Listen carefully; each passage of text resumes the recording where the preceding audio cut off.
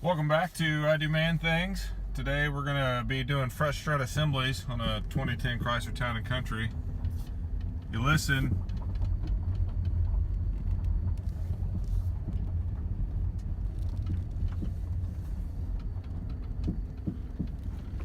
I hear that knocking.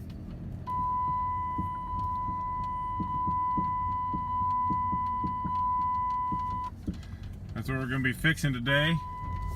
We're going to pull it in the garage and we're going to get that fixed, and then we're going to go get an alignment. Anytime you do front struts or front strut assembly, you're going to want to do an alignment. That way it doesn't eat through your tires. At least that's what I've been told. I'm not a mechanic, so hey, we're going to give it a shot. Alright, so we're here in the garage. Like everybody says, we got to get back in underneath here. And that right side over here to pull that front strut assembly out. So we got to take this whole front piece off. We're going to have to pop these caps, take the bolt off of that, pull the wipers off, and then we're going to have to take this off across here. It's kind of put in by some pins here, and then that should all come out. So we'll get started on that and show you what that looks like when we get that done. Here we are, just pop the caps off. I'm using a ratchet. It's a 15 millimeter ratchet that I'm using to pull those off. I couldn't tell you whether it's right or not, but it works.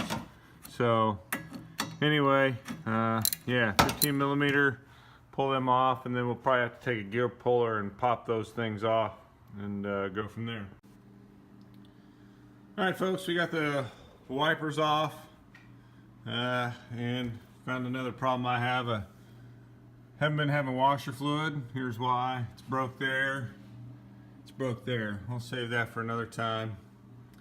But I did have to get the gear puller out, pull those off. They're not easy. As you can see, my gear puller put a little dent in the top of that. But anyway, we're going to drive on. So here we have some Phillips head screwdriver. Things going across there to pull that out. So we'll pull that out and we'll be back. Alright, there was those two screws. For that, they look like this. Let's see where we at here. They look like that. Sometimes you got to kind of squeeze it a little bit as you're taking it out, and then that screw will come out, and then you push on the bottom and that just pops out. Chrysler seems to use that a bunch in everything. So anyway, now you can see we're exposed back here where we can get to that front strut assembly. So now we are going to loosen that, and then we're going to jack the car up, or the van, and get started. Alright, I went ahead and loosened those. It was a 1/2 inch socket here on top, and got those loose so that when we get the car up, it's a little bit easier once we get down to that. So 1/2 inch there, and we'll get the car up and we'll get going. Hey, here at I Do Man Things. We're still working on the van. See, we kind of got her put up a little bit. But before we get started, I want to make sure that one thing, we make sure we take care of our tools too. We want to make sure that we oil our impacts. That way they last a long time. As soon as I get oil in it, there's this oil here, Central Pneumatic, got that down at Harbor Freight, and we'll put some of that in there. That way our tools will last a long time so that we can do work like this. So we'll get that oil, we'll get that tire loose, we'll get it off, and then we'll see what we got. Alright, went ahead and got the vehicle jacked up, and you can see I'm kind of a little bit paranoid of my jack, I suppose. Don't trust it. This is the front strut assembly. Let's see if I can get a better picture for you up there. So it goes all the way up there, and that's what that bolt way up there is what we loosened up in the engine a little bit ago. And now we're going to work on these two bolts and this. We'll get those off.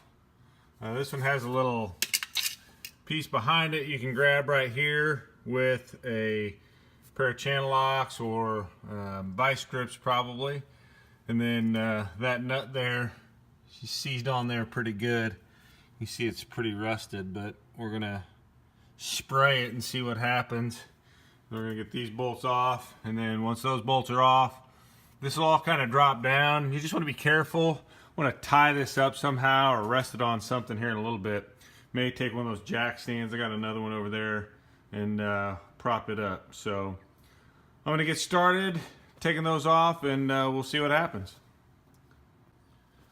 All right, so this top bolt here, that's a 18 millimeter. I had to put a pair of vice grips just behind it. There's a knuckle there, and take that off with the impact. Again, that's an 18 millimeter, just kind of like the rest of the front. So now we're gonna work on these. These are 21 millimeter, and these are seated in here. So really only have to do this side. If this side starts to spin, you definitely want to grab a hold of that, because otherwise it'll strip those threads in there, and then you'll have to end up replacing this whole assembly here. At least that's what I believe to be the case, from what I've read and other YouTube videos I've watched. So anyway, we'll get started here. We'll take those out, and we'll pull that control arm off, and you can see I put a jack stand down here. I'm just going to set this whole knuckle and everything down on that when it comes time. Then I put another jack stand underneath just in case. I went ahead and disconnected this. I think this is the tire pressure sensor, whatever it is, that's the pane that always blinks in the vehicle anyway. So we'll get started. We'll take that off, and then we'll be about ready to start pulling this thing apart and pull that out. So here we go.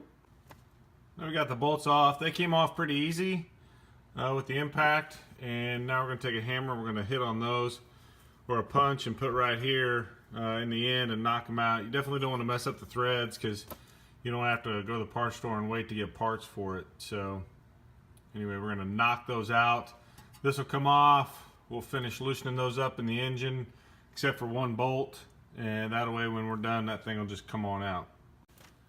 Alright, so one of the things, we took this off, right, to give us some space. Let's not forget we got to take this thing back here off. I about forgot, and the knuckle came off, and well, it wasn't pretty. It was hanging there for just a little bit. I got this sitting on the jack stand. You don't want to let that fall down too far, just because it'll hurt your boots, and you don't want to pull that out of the transmission either. At least I'm assuming that's where it's going. So anyway, we're going to reach up in the engine. We're going to take that last bolt off that we got. Right there where we hold that. Then we're going to angle that bad boy out, and then we're going to get the new one out. Alright, here we go. Alright, everybody. I have the old strut assembly here. Right here. Trying to back away from it. It's pretty nasty and worn, if you ask me. It's pretty rusty in there. I'm not sure you get the full effect of how rusty that is.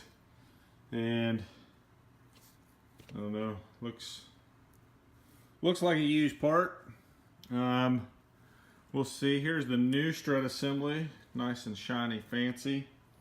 This is a KYB SR 4196 for the front driver's side. They are side specific according to the KYB. So anyway, something to note when you take these off, if you're like me, you try to put the nut on that don't fit, and then you realize they got a clear plastic piece on top of it.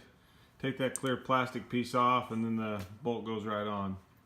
Yeah, I know, it's kind of me admitting a little bit that it's silly, but hey, it's kind of the way it is. One of the things we want to do too is we want to orient this top piece so when we put it up in there, we can fit it, put a nut on, and then we'll get everything down below here put back together and get her going. All right, got her put up in there. Got one nut up here on top, as you can see, holding that assembly in, and then we'll put all this back together, and then we'll put those nuts back in on top, and then we'll start on the other side. Same process on the other side, so I probably won't go through that on the video, but pretty much the same process. And then we'll run her down for an alignment, and we should be good.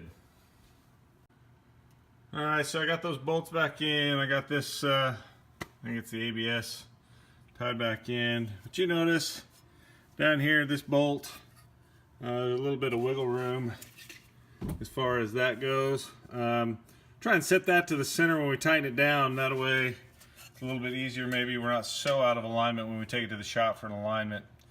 We'll get the control arm back on up there, and then we should be good to go. Alright, pretty much put everything back the way it came off. Tried to center that. The control arm here was a little bit difficult to get on and get straight. However, I didn't have it tightened on top, and then I had to push a little bit on the shock to get it to go where it's supposed to go. But all in all, it's back where it's supposed to go. Don't forget, you got to grab it with a vice grip back behind when you're doing that, so otherwise that thing will just spin in there. So that's the finished thing right there. And like I said, we'll start on the other side. We'll put the tire back on and start on the other side, and then we'll go get our alignment. So thanks for watching. Hopefully it was helpful. If any questions, post it in the comments below.